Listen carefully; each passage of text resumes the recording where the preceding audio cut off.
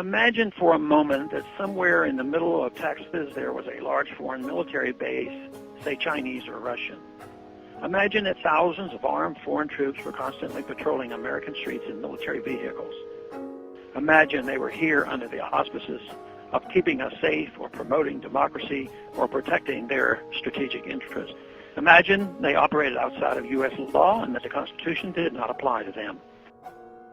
Imagine that every now and then they made mistakes or acted on bad information and accidentally killed or terrorized innocent Americans, including women and children, most of the time with little or no repercussions or consequences. Imagine that they set up checkpoints on our soil and routinely searched and ransacked entire neighborhoods of homes.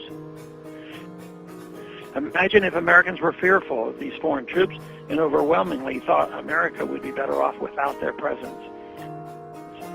Imagine if some Americans were so angry about them being in Texas that they actually joined together to fight them off in defense of our soil and sovereignty because leadership in our government refused or were unable to do so.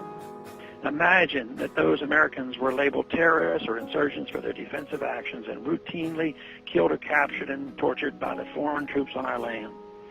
Imagine that the occupiers' attitude was that if they just killed enough Americans, the resistance would stop. But instead, for every American killed, 10 more would take up arms against them, resulting in perpetual bloodshed. Imagine if most of the citizens of the foreign land also wanted these troops to return home.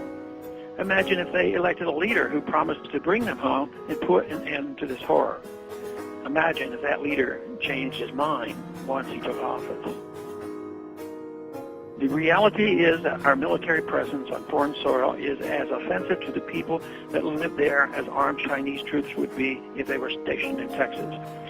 We would not stand for it here, but we have had a globe-straddling empire and a very intrusive foreign policy for decades that incites a lot of hatred and resentment toward us.